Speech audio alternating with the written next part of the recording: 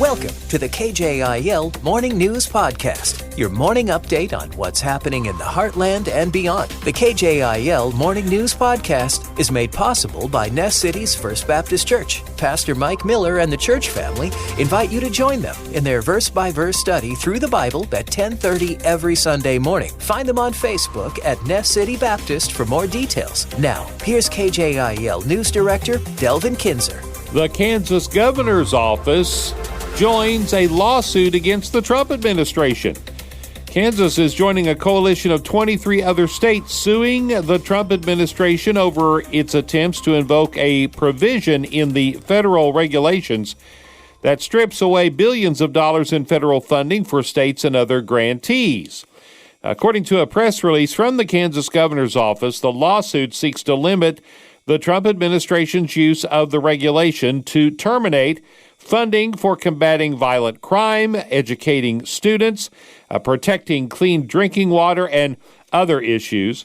Since January 20th, at the direction of the president and the Department of Government Efficiency, federal agencies have pulled back thousands of grants they had previously awarded to states and grantees. The administration has slashed the federal funding by invoking a single clause in the federal regulations of the Office of Management and Budget, which provides that agencies may terminate an award of federal funding if it no longer effectuates agency priorities. A small earthquake shakes central Kansas over the weekend. It happened Saturday just before 4:30 p.m. A quake measuring 3.4 rattled portions of rural Saline County, about 4.3 miles east of Assaria. There were no reports of damage and no calls about the quake. A Kansas man convicted in the March 2021 death of his infant son has that conviction overturned by the Kansas Supreme Court. Caleb Hogan had been found guilty in 2023 of first-degree murder and child abuse in the death of 3-month-old Malachi Braxton Hogan. Now, in January of 2023, he was found guilty and sentenced to life in prison without the possibility of parole for 25 years. In a decision written by Chief Justice Marla Luckert, the Supreme Court reversed the conviction, citing that the trial judge should not have admitted evidence of prior acts of alleged abuse. Kansas health officials are urging residents to take precautions after an uptick in mosquito activity, raising concerns about West Nile virus. The Department of Health and Environment says West Nile cases typically peak between now and September. Oklahoma Governor Kevin Stitt signs a sweeping executive order directing state agencies to eliminate public funding for individuals or organizations connected to abortion providers. The directive follows the recent U.S. Supreme Court ruling in Medina versus Planned Parenthood South Atlantic, which upheld a state's authority to determine which providers may participate in its Medicaid programs. Texas Democrats have left that state in an attempt to prevent the state house from holding a vote today on new congressional maps that Republicans say will net them 5 new House seats, possibly.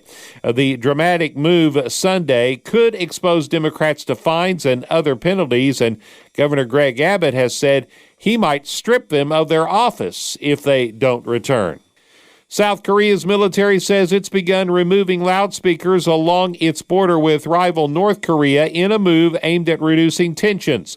The speakers had previously been used to blast anti-North Korean propaganda across the border. A far-right Israeli minister has visited and prayed at Jerusalem's most sensitive holy site, sparking regional condemnation. The visit by Itamar Ben-Gvir threatens to escalate tensions and complicate international efforts to halt Israel's nearly 2-year military offensive in Gaza. Palestinian leaders, along with Jordan and Saudi Arabia, have condemned the visit. And finally, Lonnie Anderson, who played a struggling radio station's empowered receptionist, Jennifer, in the hit TV comedy WKRP in Cincinnati, has passed away. It was just days before her 80th birthday. Her longtime publicist says Anderson died at a Los Angeles hospital following a prolonged illness.